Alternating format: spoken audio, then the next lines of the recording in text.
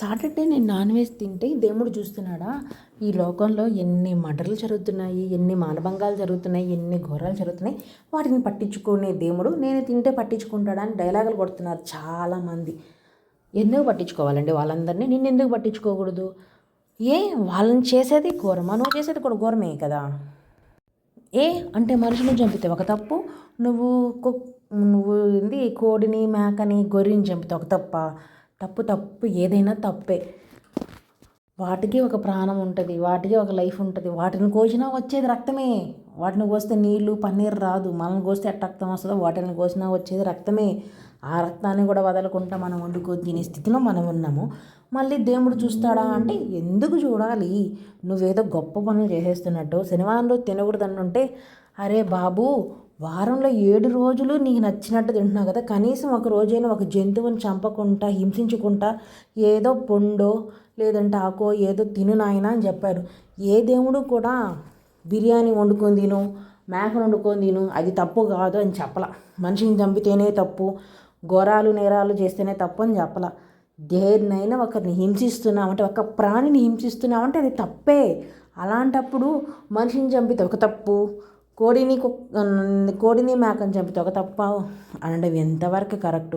ఏమమ్మా నువ్వు తినవా అని అంటే తింటా, అలా అని చెప్పి ఇలాంటి శుద్ధ పూస మాటలు నేను మాట్లాడను. తినండి.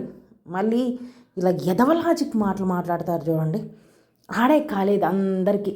కాబట్టి నువ్వు ఎవరిని చంపబాక, పొండు కూడా నువ్వు కొయ్యవాక, కింద రాలింది తిను. అప్పుడు నువ్వు సాత్వికుడివి. అప్పుడే నువ్వు దేవుడా ఇన్ని ఘోరాలు జరుగుతుంటే నువ్వు ఎట్లా కళ్ళు మూసుకొని ఉన్నావు అన్నాను. అలా కాకుండా అందరూ చేసేది గుడ్డు చెడు పనులు, వేసేదేమో దేవుడి మీద. అనేదానికైనా ఉండాలా, లేదా వినేదానికి మనకైనా ఉండాలా? ఈ రెండు మనకు లేవులేండి.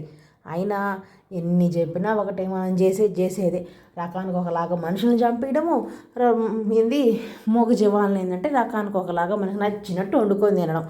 మళ్ళీ చెప్పేది మాత్రం శ్రీరంగ నీతులు, చేసేటివి మాట గుడ్ సెట్ పనులు అన్నట్టుంది అందరి పని. సరేలేండి, అందరు అట్టే ఉన్నారు.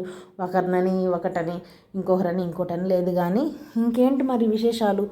ఏందమ్మా ఈ పిల్ల టాపిక్ల మీద టాపిక్లు వేసుకుందాం అనుకుంటున్నారా? ఏం చేద్దాం, ఈ వీడియోస్లో జరిగే చెప్పేదానికన్నా లోకంలో గురించి ఆలోచించడమే చాలా ఇబ్బంది అయిపోతూ ఉంది.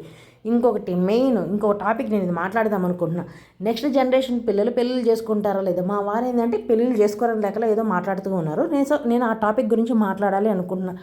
ఎందుకు పెళ్ళిళ్ళు చేసుకున్నా ఎలా ఉంటున్నారు? అసలు మన పెళ్ళిళ్ళు చేసుకుని మనం ఎట్లా ఉన్నాం మన పిల్లల ముందు? ఓకేనా? సో నేను ఆ టాపిక్ గురించి కొద్దిగా మాట్లాడాలనుకుంటున్నా. మీకు కానీ నా వీడియోస్ కానీ నచ్చినట్టయితే ప్లీజ్ లైక్, షేర్, సబ్స్క్రైబ్ చేసుకోండి.